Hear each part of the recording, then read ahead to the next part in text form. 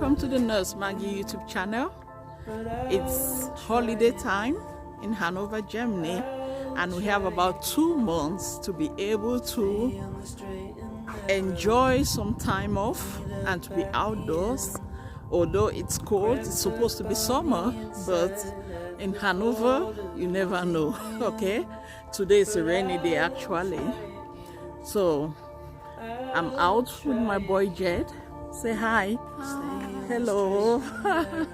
And I said I'll stop by today to make a short video on the reasons why Africans feel the need to be able to bleach their skin color.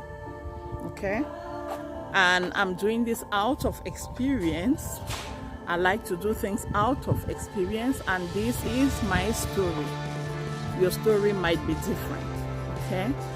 But the bottom line is there is always a reason why an African would take bleaching creams to be able to apply to their body, and it's always tied to insecurity, which has happened.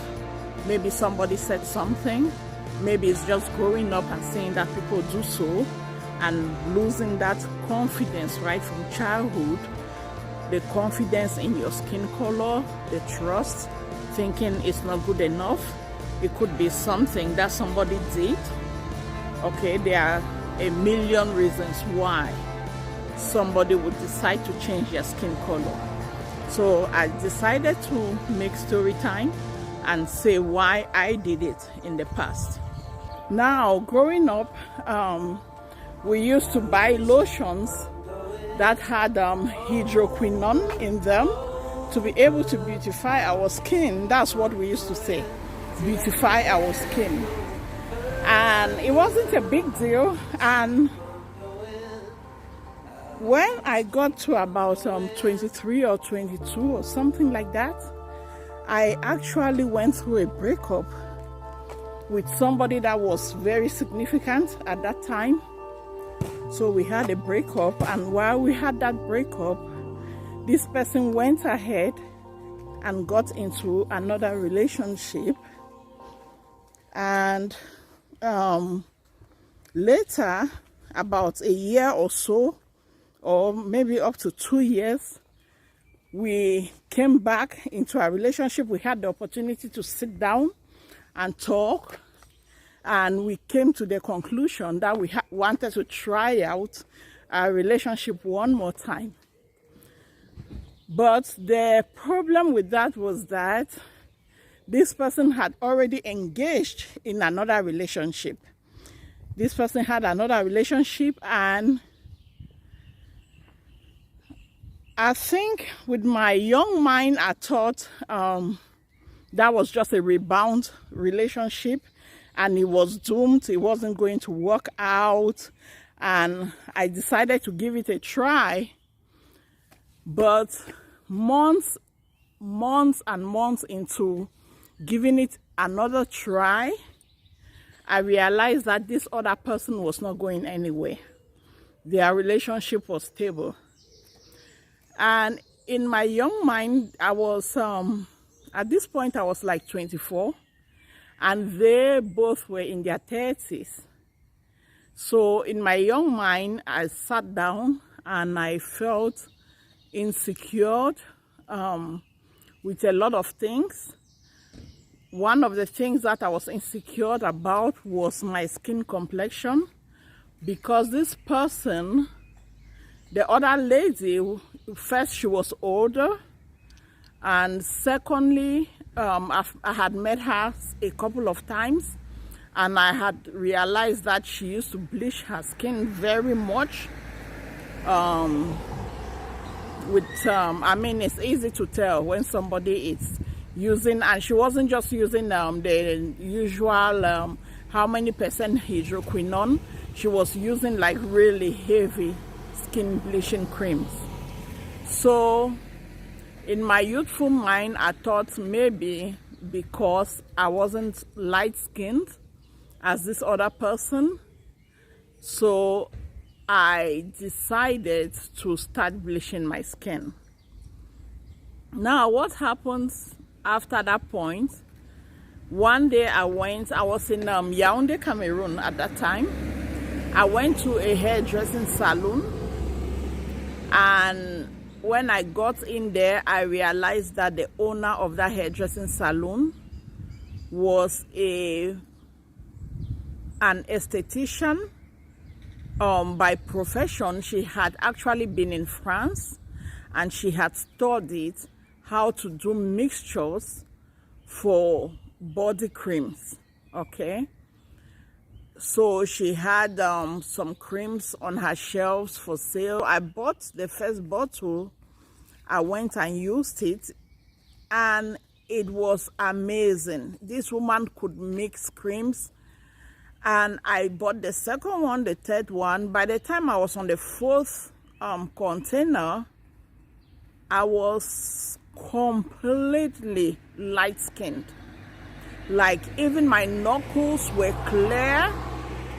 You could not tell, okay? You could not tell that I was the same person.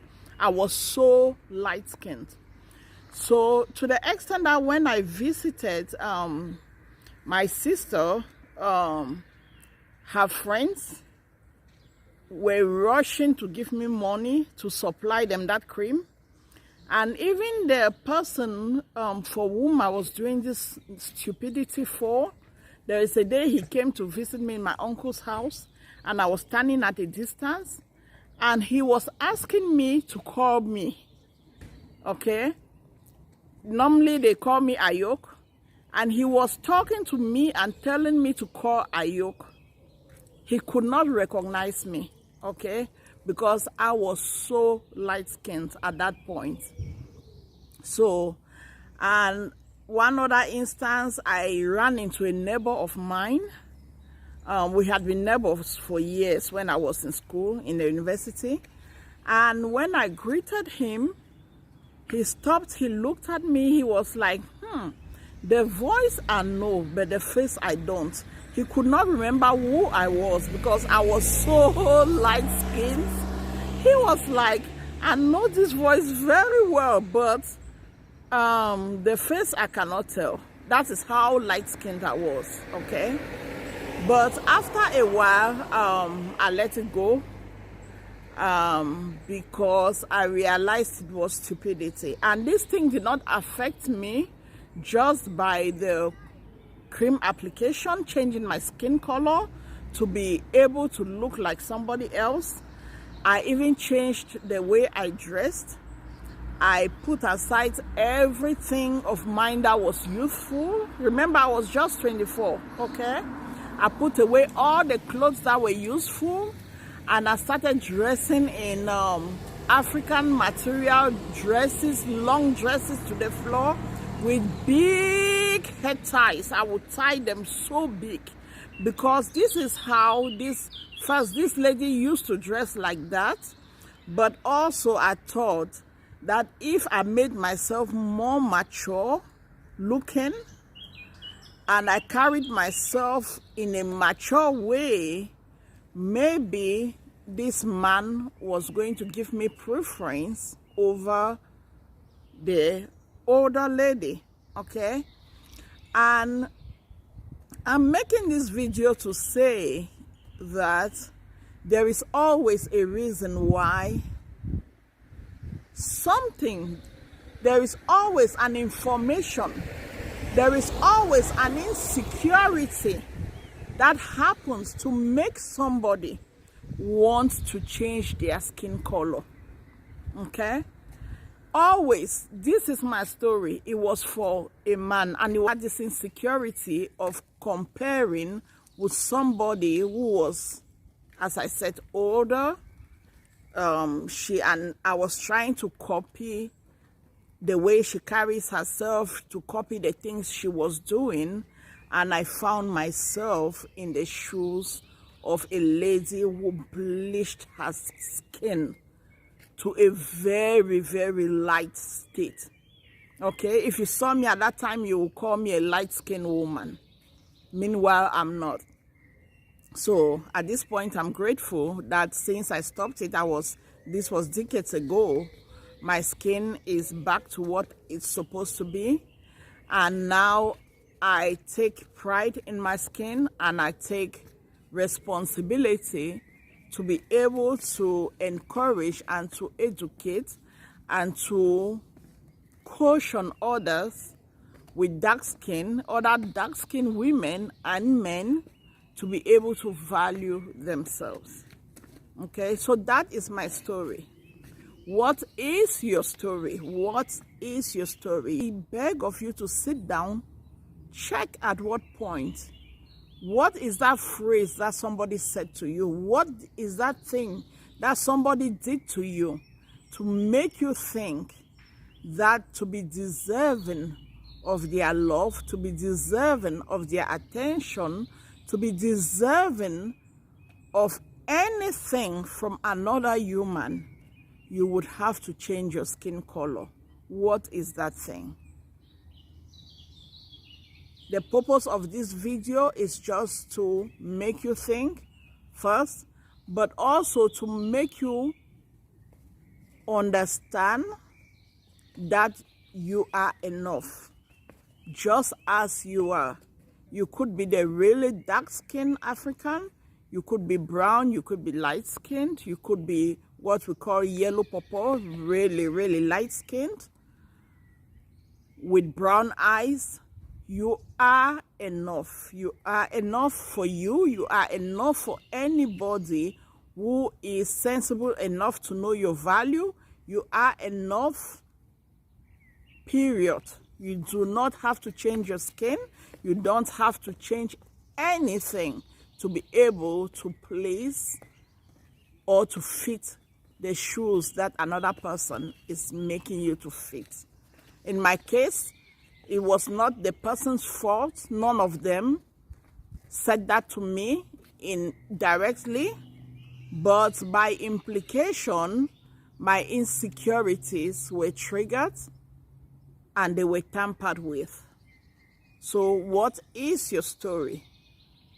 Please, bleaching creams are dangerous, to say the least. There is a lot of information online. Bleaching creams are dangerous, and you can see what is happening to your body by looking into a mirror, but you never know what is happening to your liver, to your kidney. You never know what they're going through. You never know what the repercussions are going to be about. Even destroying the layer of protection that was given to you by God. You never know what you're exposing yourself to. It might take just a mosquito bite. It might take a needle prick for you to see the damage, the effects of that damage of the creams. Okay? And when I say creams, I'm including the pills, I'm including the injections. So that is my story. Look into your story and change your mentality. I beg you. Okay? Have a wonderful weekend. I'll see you later. Cheers.